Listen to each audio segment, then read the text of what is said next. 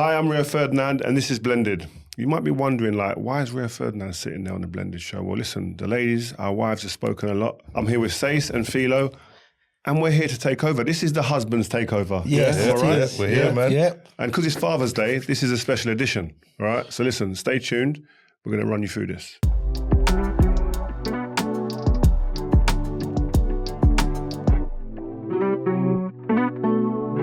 We're sitting here. We're representing for our wives. You've taken her. This is the takeover. Yeah, this is the husband takeover, no? Got to do a good job. Yeah, we're going to be better. We're going to blow them out of the water. Let's go. You might have to edit that bit. But no, normally it's our wives that are sharing kind of their side of the story. And have you guys ever sat there and thought, what about our side? Yeah. I have always. Yeah. I do that a lot, Always, you know, always. as well. But it's all about balance. So Yeah, it's we're true. going to bring balance today. Yeah, we're going to do that today. But you know what? Before we do get started, I want to just kind of pay testament to our wives because I sit there in amazement sometimes and go, you know what they're doing is great for a community that sometimes don't have anywhere to kind of either voice their opinions or just to unload. Exactly that. And it's loads of delicate situations and topics. They have to care about a lot of people's feelings. Yeah. But I think they're navigating it in such a unique and special way. So well done, ladies. Yeah, you have to big them up. Well done, ladies. Big them up, Love definitely. that. But you know what? Let's get into a dilemma. We've got someone who's sent one in, who's one of the listeners or someone who watches on YouTube. And it starts here. I'm going to start with you now. Okay, I love my wife and I respect her. It's a good start. Great start. We know it's going to go downhill from here. But I also know she's got a short fuse when it comes to anything involving my ex. So yeah, I didn't tell her my ex was going to be at a birthday party I took my daughter to. It just didn't feel worth the drama.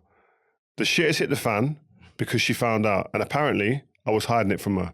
For me, I was trying to avoid unnecessary stress. For her, it's about feeling left out and like I'm not being straight with her. Should I tell my wife everything even when it's going to blow up? Or is keeping it back just part of protecting the peace?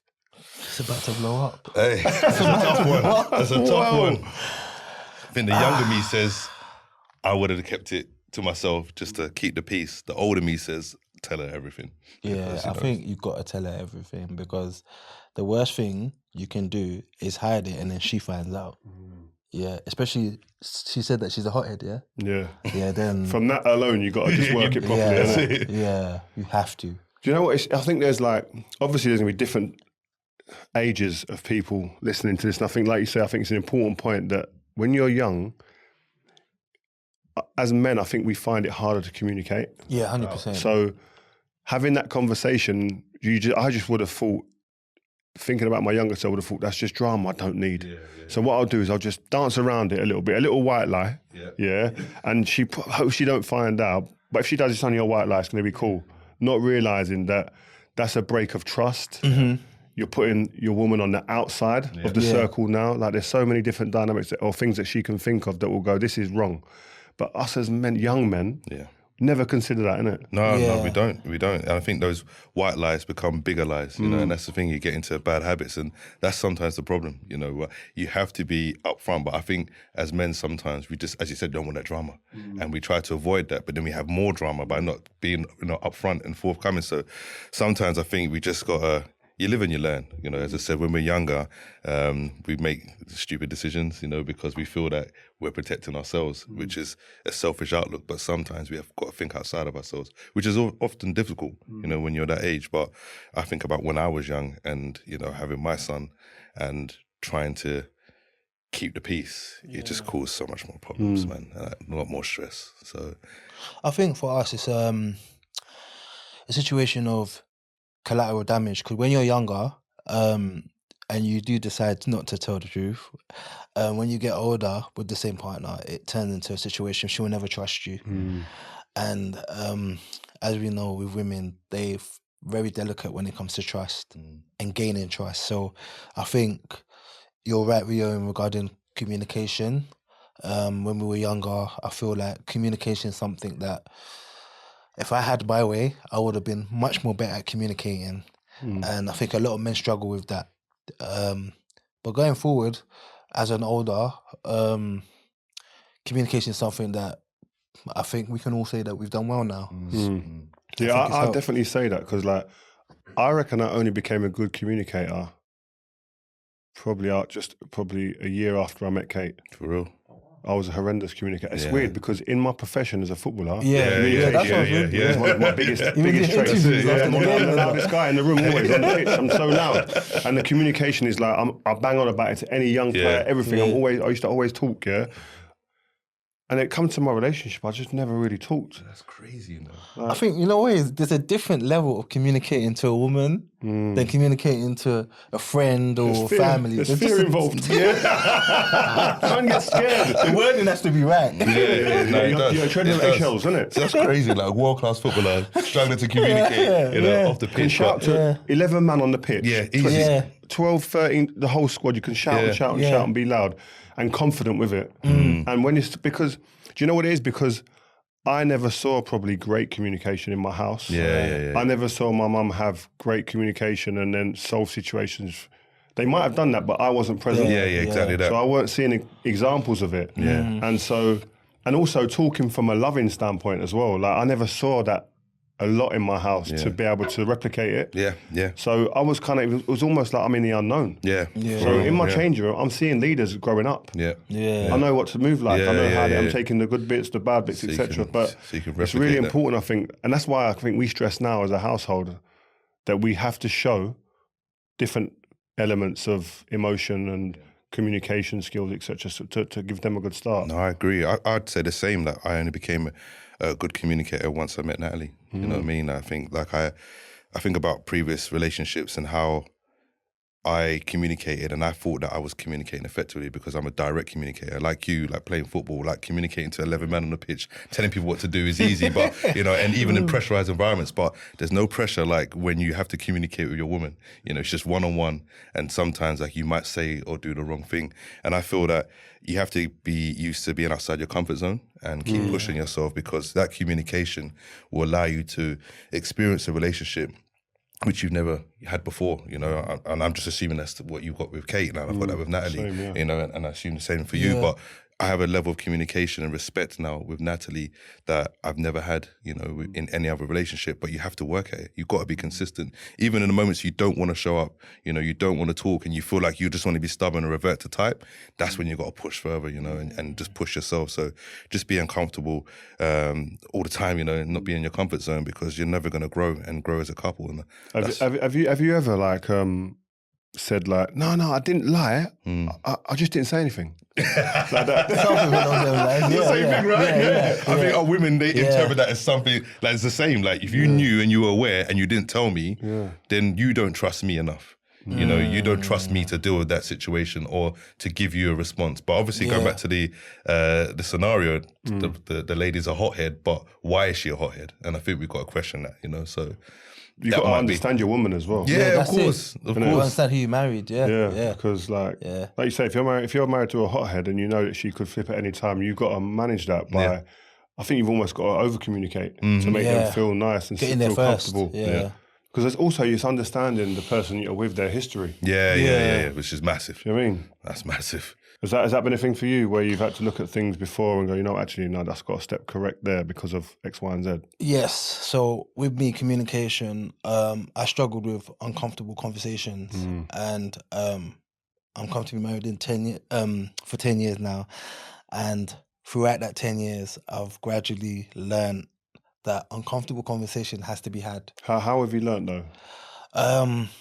Basically biting the bullet. So, for example, I don't wait for Philo, can I talk to you for a minute? Because when I get that, that's the one. Start sweating. So I get in there first. Okay. So it softens the blow. So I have the conversation all planned in my head, prepped in my head. So when it comes out smooth, and the conversation just. But it did take a long time to get to that place. I think one of you mentioned about saying it first. I think you mentioned it there a little bit. Just go about what the impact of saying it first, but also the impact if you're reacting to a situation that your missus then comes to you because she's found out about it, rather than hearing. If you say it first, you control the narrative of the conversation. So the temperament of your wife, you also gain her respect and trust because you're being vulnerable to the situation, and also letting her know that, look, babe, this is what's happened.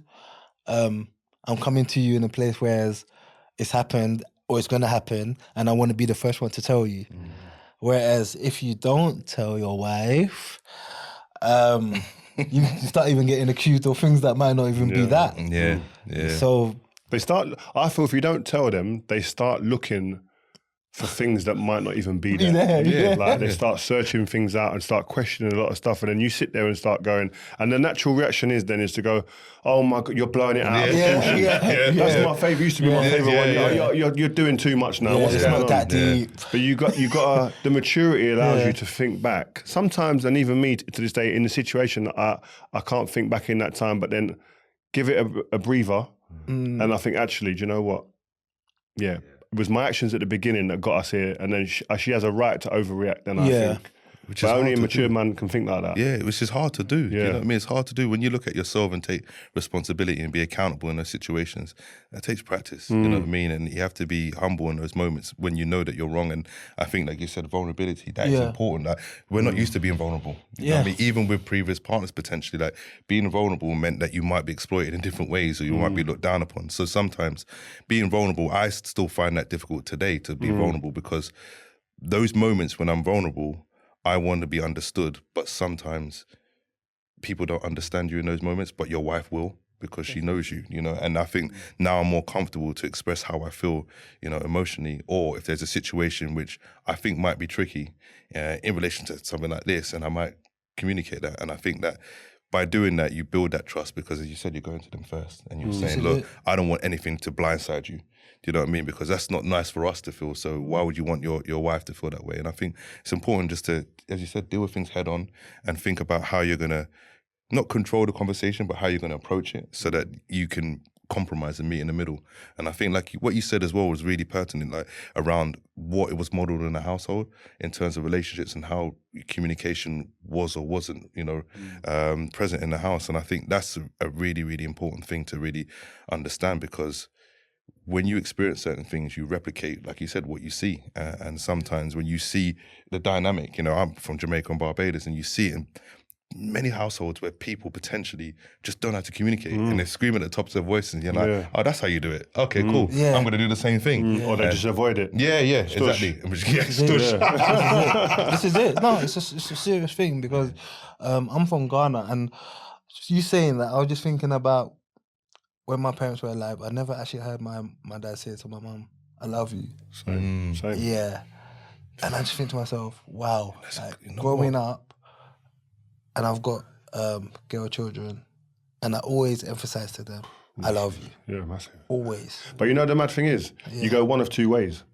You either follow suit, which I think we did probably when we were younger with communication, but the love thing, there was no grey areas for me. I say love you to my kids. It's like, they probably get the ump. Like how many times I say it. Every time I see them, or when I'm leaving them or on the phone. If they don't say it, well, Do you know what I mean? But it's so true. How many households would be like that? Would you imagine, like, where they've not seen love, where they haven't heard love? That just that word, I love you. I can't imagine not saying it. Yeah. And now you said it, like hearing it in the household between potentially like my mum and dad, like, I don't know if I ever heard that. I didn't. That's mad. I never thought about that. Yeah, that's crazy. Yeah, it's an unspoken word, isn't it? Yeah. So just moving on, like, speaking up for your missus. Okay. So We can go back to this one. Throw me under the bus. So when say your ex oversteps the mark, or your family disrespects your wife, do you back her, or do you stay quiet? Where are you guys in with that? I have to back her. You have to, you know. Have you always done that, or is it just you've grown into it? In my situation now, and my marriage now, I have to. You know, if I feel that the situation isn't fair and it's unwarranted, I'm going to back my wife. If there's a situation where there's a compromise or a conversation that needs to be had, of course, but I'm backing my wife, you know. I have to, because it's really important. Like, as you said, I understand my wife, and we communicate really well, but also I understand my family more so than anybody, because I've spent more time with them. But they overstep the mark. It's important, because if you don't, then it's open season. You know what I mean? Because if one person does it and you let it slip, other people are going to see that, and then it's going to just be open season on your wife, and you don't want them to feel uncomfortable. Like, we are supposed to create that safe space for our wives, and if we can't do that, and we don't have to be aggressive, you know, in terms of challenging it, but we can be firm and say, look, that you've overstepped the boundary there. You know, What stops some men from stepping in? I think it's the awkwardness of growing up with a family and then starting your own family, finding that balance. Because you just don't want to lose family members, I guess. But at the same time, you could lose the one you're doing life with, which is your wife. I think that's where the struggle is. Yeah. I had struggles with that, if I'll be honest with you. But I set How? boundaries. How? If you don't mind me asking. Yeah, a certain family member crossed the line, which also affected my wife, and I had to nip it in the bud. I had to set a tone as an example that this is not on and it won't happen again.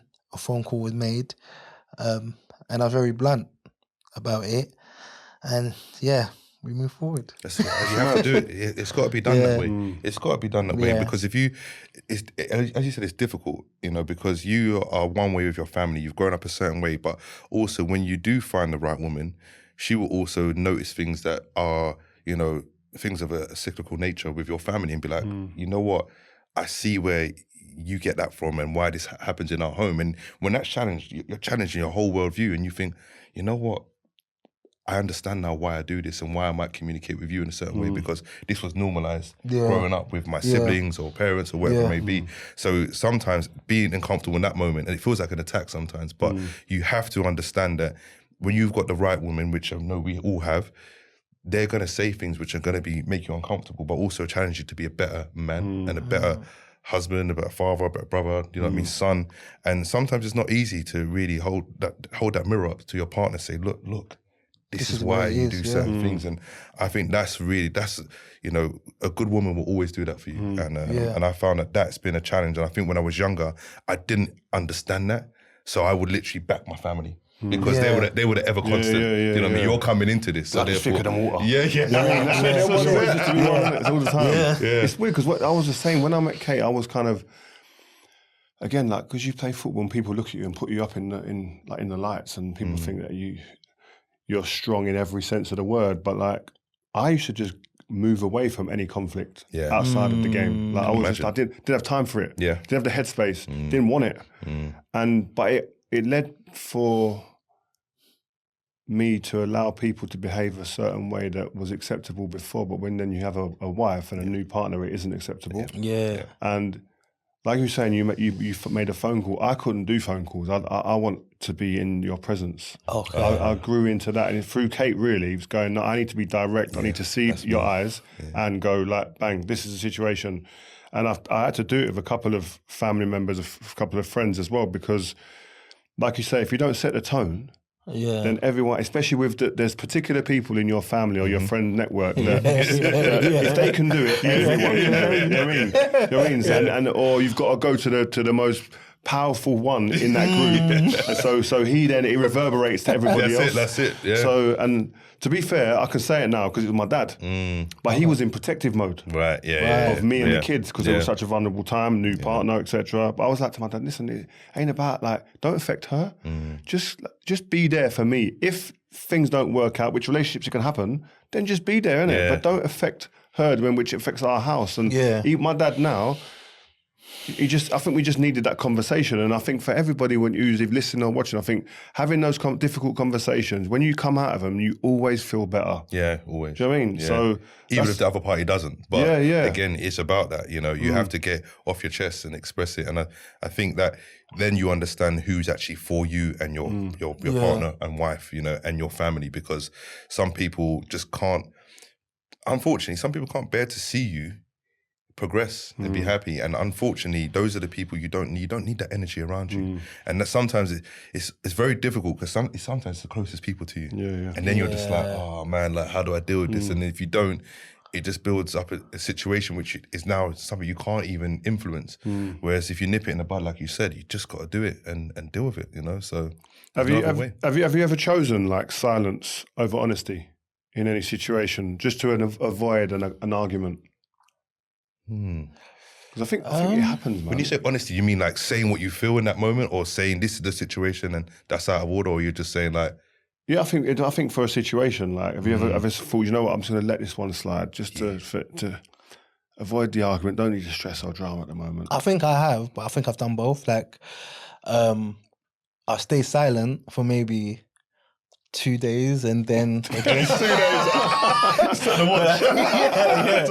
Let the situation marinate a bit and then I address it a bit later. Yeah, I think it's hard because if you address it straight away, depending on how you are as a man, it might come out wrong. Yeah.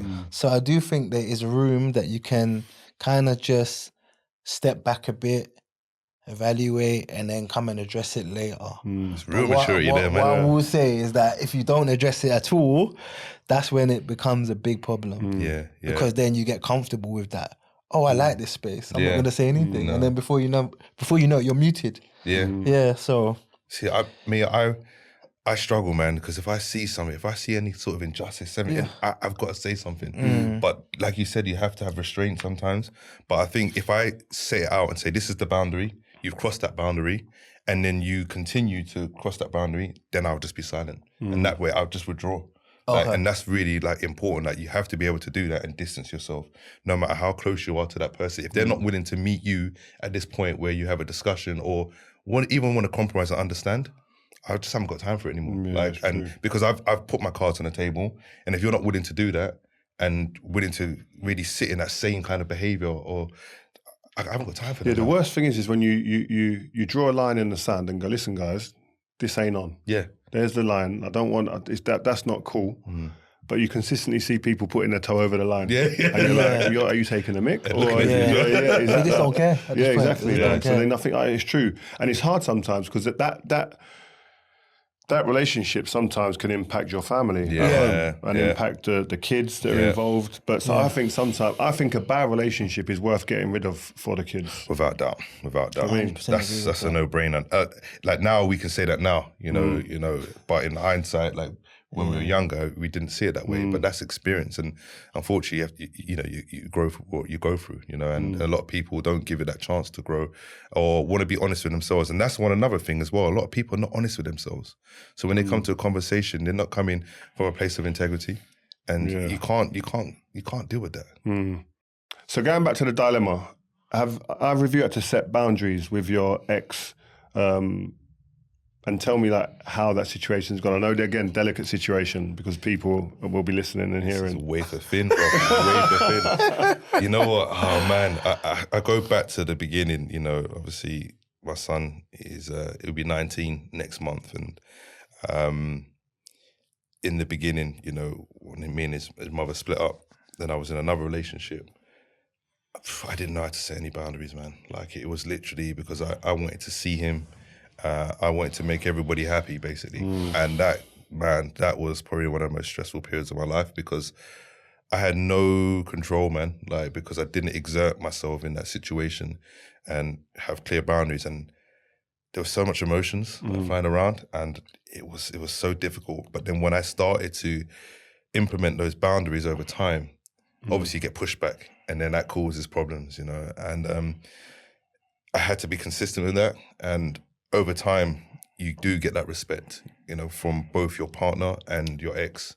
And if you don't do it in the beginning, it can be very, very, very tiring and tiresome and challenging for you because you have to balance your emotions, which, we're not great with emotions, because we're not taught to practice that from a young age. So we have to learn that. But yeah, man, it was tough, bro. Like, it was so tough. Some days I'm just like, I give up. Do you know what I mean? But I never would give up and not give up on my child. But just because of that situation where I wasn't able to exert myself, and because there were so many conversations that should have been had that weren't had, it really impacted the dynamic between my partner at the time and then my ex and how we brought that together. But I learned from that over time. I really did. Just on that point, when is it right to get your partner involved in the situation with your ex when you're discussing the whole dynamic of a family situation split, which is blended? Because I think that's where a lot of people may go wrong. I think so. Like, everything for me was pretty fresh and raw when I introduced the situation, but I think that didn't help. That really didn't help. But then there's a danger, especially if you've got a new partner, that you don't want to exclude them from your life, which is, you know, your child, in this case, my son. But then you've got your ex going, she's only been here 2-3 months. Exactly. Why is she coming in and talking to my kid? Like, yeah, exactly that. And it was just, man, I don't even know how I did. Like, I was in my shell. I'll be real. Like, in that moment, I was in my shell. But as I said, retrospectively, when I got into new relationships, I made sure that my son's mum understood that this person was an important part of my life, and I would never bring anyone into this dynamic, which was going to be at the detriment of his, well-being or that environment that I've created for him. But yeah, it's still tough. You know, they're always going to have different, thoughts of what might be happening, and they're going to be very territorial because that's their child, and they want to make sure that you're doing the right thing, which sometimes is like there's like a lack of trust for you as a father, which is it's difficult. Do you know what I mean? Like, it's tough because it's like I'm doing everything I can for this child that we brought into the world, and then you're saying that you don't trust me, but it's only because of the outside element. Like, you've got to trust me until something actually goes wrong. Then you've got to give me that, that trust. It's mad, isn't it? Because they trusted you to have a baby with you. Right. This is it. But they're not trusting you to take care of that baby that you've both brought into the world, Under their watch, right? Yeah. Under their watch. I think it's we're going to get peppered. Yeah, we are. Yeah, I'm about to go in, so I'm going to need you. I think it's a power struggle as well. Yeah. I'm sure there's an episode where Priscilla actually explained that she actually wanted to meet them because if it was her, she would want to meet someone that's going to be around. This is it. But regarding back to your question, it was tough. But I pushed through. I pushed through. I set boundaries as well. So, because for me, it's about protecting my wife's peace as well. Yeah. Because regardless how we want to look at it, is the mother of our children, they've got their own peace. They will have their own peace. So I have to protect my peace. Yeah. Because when I go home, I don't want to come home to my wife crying. Do you understand? So I always have to think strategically. When you didn't see your children in those situations, because I think this is something that men don't really talk about. Like, how did you feel and how did you cope with not seeing your children? Because I know you're active. I can tell even when you said that, I can feel that. And as someone that's been through that and been a victim of that, you know, not seeing my dad, because of choices that he made, and how that impacts, you. I couldn't function properly. I couldn't function properly, and it's like when you're going to work and you see school kids on the bus, you're thinking, wow, that could be my son. Yeah. You know? So it's like, I just couldn't function. Never considered this, Yeah. Sorry, ladies, but we see you talk, we see you, but I don't think this side is ever like, it might be, it's known, but it's not considered. And it's not felt. How a man feels not. People think some, not all women obviously, but I do see a lot of podcasts or a lot in the media where it's like everything's a woman focused and woman first, and they don't really consider how a man feels not seeing his child. Like when you say that, like I couldn't function. Like I understand it. That should never be allowed to be like that. Yeah, it wasn't easy. I went through the courts, and things were put in place. I would urge men to do that if they can, but it wasn't easy. It wasn't easy. Well, let's clean up the dilemma, guys, because basically, should you tell your wife even when everything's in a blow up, or is keeping it back just a part of protecting her and the peace? I think we've come to a conclusion that you need to speak up, innit? You need to tell her. It's got to be done. You can't avoid it. You need to tell her. I think the worst thing you can do is your wife's fiery, is not tell her and then she finds out. Because if you tell her, she's still going to give you fire. Adding more fuel to the fire. So you're going to get double fire if you don't tell her. So. That's it. So tell him. Tell him. That's it. Tell him. So you've all heard our wives on this podcast talking about their own experiences being stepmoms, etc. So guys, now it's our turn. We're here. We're talking, we're sweating, palms are sweaty, I've got to be honest. I'm rubbing my hands. So let's take a look at some of the past episodes, because I know we've got some opinions on what we've seen. What about discipline, like across different homes? So say you got 2 separate homes for the kids, and there's different parenting styles, obviously. Of course, How do you navigate that? I think, me personally, if you are cool with your child's mother, you can have that conversation and you can be both on board. But if you're not cool, it's my house, it's my rules. Yeah. Straight. It's my house, it's my rules. Yeah. That's it, standard. Yeah. Facial expressions What said it you're all doing day. over there, yeah. What you're doing Smart over there is goal, what yeah. you do over there. What Yeah. you're doing over here is what we're doing over here. Yeah, no, it has to be that, but it has to be a level of consistency. If you can co-parent effectively, Yeah, of course, but then if you're not going to do anything that's going to be to the detriment of your child's safety and well-being, like something like cleaning windows, you know what I mean, outside and stuff like that. But I think, it's a tough one, but then you also have to compromise with the child and communicate with the child to understand sometimes how they do things. Because outside of my own child, I think about like nieces and nephews, and they might come stay with me. I'm like, oh yeah, we're gonna do it this way. Like, no, we do it this way at home. I'm like, kind of in me, I'm like, no, well, we're here, but I'm like, no, that's gonna help you to go to sleep and feel more comfortable, etc. So I think it's about a balance and how you communicate with your child, which is important. Like you said, as men, talking to our children, depending if you've got a girl child or a boy child, could be totally different. Definitely. So and that patience, you know what I mean? That's Touching on what you just mentioned. So let's say in your household, bedtime is 8. Yeah. Your nieces and nephews come over, and they're like, Uncle, bedtime's at 8. No, it's summer. It's sun's still out. Hello, call my brother. Yeah, hello. No, you got to be consistent. Obviously, children are gonna push boundaries, and that's another thing. They're gonna play parents off each other. Yeah, and children, like, we don't give them enough credit. They're super intelligent. Yeah. They're super intelligent. Yeah. They know. They're very intuitive. They can be like, all right, cool. Let me play dad off with mum, and you know what I mean. And sometimes you be like, all right, cool. All right, chief, like, I'm gonna deal with you. But you've got to be aware of that, and I think that also can be reminiscent of what the parents are doing in the homes. If they're doing certain things to impact that child and to take messages back to the you know how it goes. Philo, I think we've both been kind of accused of this. I think when you've watched back past episodes of both being a little bit different with the boys to the girls. Can you just elaborate on what that is, please? I remember the shopping one regarding the boys and the girls with your one. What was it again? I think Kate said it's different when it comes to shopping because the boys should carry the heavy stuff. Oh, yeah. But she also feels that there shouldn't be no difference.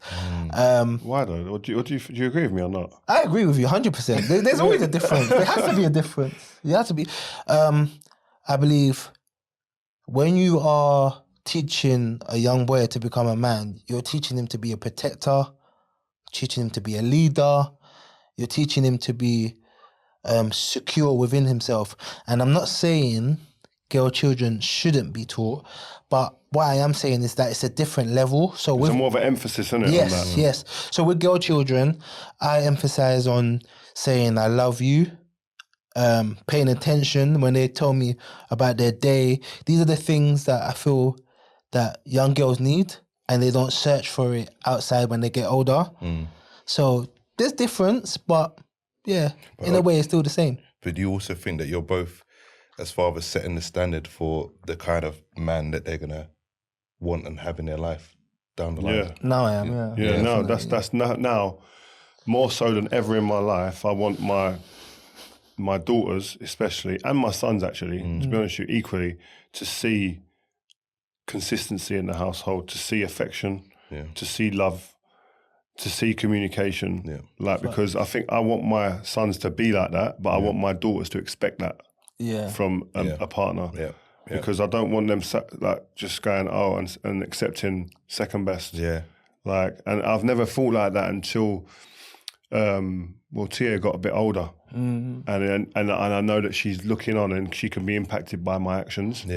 I never considered that before, so definitely, and I think we've all got wives that will do that for the kids as well from a woman's perspective, and I think that's really, really important, isn't it? Yeah, definitely. To your question, I definitely love the man I've become, in a sense that even my little born Israel, when I take out the bin, he also will run quickly to go and put the bin in. So that's something that obviously I've seen now and I'm like, wow, like I'm really impacting him. As well as also when I take the girls to school and they're like, oh, daddy, that boy was looking at me. Like, I pay attention. They want me to pay attention. I'm paying attention. So then when they get older, they feel comfortable telling me about certain things. Hello. Okay, how are you? Are we late? Are we late? Reversing the roles. Are we late? How's it going, guys? Yeah, it's going good. Happy birthday. Happy birthday. You didn't get the memo, mate. You didn't call him or something. Because I bought the flowers, them two just ganged up. Yeah. Well, you're We right, say we're how's it getting going? back. Good, you smell nice. Where's my flowers? You know what I mean? It's like I'm saying, it's different, isn't it? Well, it's hot in here. It's like a sauna in here. No, it is. No, it's going good. Yeah, going good? Yeah, it's going I well. hope you haven't slated us too much. No. We love you Compliments guys. everywhere. You sure? Yeah, the edit, we're good doing the edit. Okay. Are you been an okay host? You have to see the edit. Like, I don't want to say anything. I don't want to say anything. Good, man. It's been good. I hope you haven't been putting me to shame. No, I think we've done all right. We've brought a male perspective, which I think the show, as great it is, it always has a little bit of a male balance. And then it's just it ups a level, isn't it? To be fair, I'll give you your credit. It is good because I think we get in our heads as ladies, and then when Rio come on that time, it's like, wow, you don't think about things from a certain perspective. So that's why I think it's so good to have you guys on. There's both ways. The There's both ways. husbands. For sure. Okay, I've got some questions for you anyway. Guys, yeah? All right. You think you know So what's Rio, going let's on get here, the Rio? pressure. Sweaty palms, yeah? Okay, we ready? Yeah. To Rio, how do you think our children will describe you in 20 years? And do you think you're living up to that now? Wow. We were just talking about that as you walked in. You interrupted. How do they see me, yeah? How will they see you in 20 years? How will they see me? As a loving dad who's present, who cares for them, that's helped to nurture them alongside yourself, and been a good example in most ways, if not all. Yeah, I think that's good. And okay. Yeah, I think I've got stuff to work on still now. I'm not perfect. I think there's I think the biggest, if I can just say, the biggest thing I feel I have to work on, which Kate has reminds me every now and again, is spending quality time with each of the children on their own. Yeah. Like I do it with the boys, the older boys, and Cree now actually, because we go football. Okay. So we get that hour, 2 hours, once or twice a week, or once every couple of weeks. Important. Whereas with Tia and Shay, I need to really focus on that and give a bit more in that sense. But also the boys just doing it outside of football. But I also think we act like you need big moments for quality time. Sometimes it might just be like 10 minutes reading a book, just you two, because we've got a busy house. It doesn't always have to be big, massive things, like you say. You could take Tia up to Costa. She'd be living her best life. But only just you two. Yeah. Okay, who's next? Sayce. Yeah, let's go. What's something about your childhood you've consciously tried to do differently with Cam, and is it working? We spoke about This is from Nats, by the way. Yeah. Oh, really? Yeah, this is all from your wives. Right. She must know this is loaded. Yeah, you know that. Yeah, I was thinking, how did she know? The way that I am a father to Cam, as I said, the situation that I had wasn't ideal in the sense that me and his mum weren't together, and when he was born, so it was navigating that. But I remember holding him for the first time and thinking back to my childhood. My dad was in and out of my life. You know, I didn't really have any stability, and all I wanted at the age of 8 was my dad. You know, when he left the household, it actually broke my heart, and I didn't realize how much it did. Probably until about 30 years down the line, you know, how it impacted me. So I always made the promise to Cam when I first held him. I said, you know what, I'm never going to leave you. I'm never not going to be there for you. I'm going to do everything that I can. So I think that the lessons that I learned from my dad indirectly, and obviously we're good now, but he was experiencing things that I had no idea that he was going through, you know, and it's difficult, especially growing up in Southeast London and the things that he's probably experienced. So I just vowed that I'll always be there for Cam and make sure that I could be the best parent possible. And I feel that I've learned a lot. Cam's taught me a lot, you know, as a man, as he's very wise. You know, I was getting advice from him from a young age, and I just had to be humble in certain moments with him and be more patient, because I notoriously am impatient. But he's taught me so much about myself. And now I think when Nat came into our lives, she was the bridge around the emotional intelligence and connection that Cam and I didn't have to the depths that I would have liked. And that was beautiful because she did that so effortlessly. You know, with Cam, it was with ease. And now I understand Cameron because he is me emotionally, and we used to withdraw a lot. So she's really helped me become a better father, especially in the last 3 years. And, you know, Cam's been living with me now full time for the last 3 years. So it'll be 3 years this month, actually. Oh, wow. That's So, amazing. so it's been beautiful. So I really enjoy, you know, this aspect of being a father. You know, he's 18 now, going on 19 and living his life and Becoming a man. yeah, that's it. He's Yeah, out it's a there. crazy You know what I mean? age, isn't It is, but it's beautiful as well. Like, and now I'm seeing me. You know what I mean? Every Yeah. single day he's got Scary, his is hair, it? same haircut. Yeah, it is. Talking like me, moving like me, just filling out now. I'm like, yeah, I'll still take you down though. But nah, it's Could you, beautiful. though? Yeah, I'm in the gym every day. Every day. I beat him in a race last year. They have that debate, don't they? The boys say to Rio, like, oh, we could take you down. Yeah, And it's yeah, like, yeah. Don't even try it. The Gotta key stay point fit. there is that they say we. Yeah, you don't like that. On the one-on-one, See, Cam's one. He's got no backup. Also, do you know what's crazy? Is like all these negative things that happen in our childhood actually shape us to be better as we grow up. Oh, not everybody though. Yeah, I think it's quite sometimes it's not yeah, everybody because you're right. you've chosen like yourself and have chosen to do the opposite of what you saw Yeah. for the good of your situation. Some people just follow suit. Yeah. You're right. Okay. Your Philo. time now. To Philo, seeing what becoming a stepmom and your wife did to Cilla, how would you protect her if you were to do it again? Oh, this is loaded. Wow. Wow, you better come correct. Give him a pen and paper. Where do I start? I think communication would be so much better. When I was younger, we just spoke about this. So when I was younger, communication, I really struggled. So I would definitely say communication, being selfless, not putting me first. When I was younger, I was always putting me first. I've got to sort it out. I've got to do this. Sometimes it's okay to be vulnerable. And being compassionate. Yeah, caring about my wife's feelings, her emotional feelings, her physical feelings. I think, them three things. That's what I would. That's what I would have changed. Gosh, yeah. she put you on the spot and you delivered. You absolutely delivered. Me and Rio here sweating, and he's just like, I done this. Yeah, it's all We're good. just moving our feet and uncomfortable. He's got it unlocked. I just want to say thank you so much. I think you guys coming here is like going to be so great for everyone from another perspective. And I think you're all amazing dads and husbands. And we Thank you couldn't so be much. the women we are without you guys. So Likewise. So thank you so We much. appreciate you. Thank Happy you. birthday, by the way. Happy I mean, birthday. bloody hell, about time, guys. I had to really big you up to get that, haven't I? Okay, shall I leave you guys to it now? Yeah, we're almost finishing, so you need to, if you can just Get the step out. outro. First time, babe. I'm so hot. I've got to come back. I can't. Right, bye, guys. Thank you, Happy bye. birthday. Just quickly, we've got a little surprise here for Father's Day, so listen in. Happy Father's Day, my Shayla. Dad, you're so hardworking, and we hope you live a long life and have a nice Father's Day. Dad, you're the best dad I could have in the whole wide world. Yeah, you're a really good dad just because. Just because. Boom. Drop the mic. Yes, Pops. Happy Father's Day. I love you millions.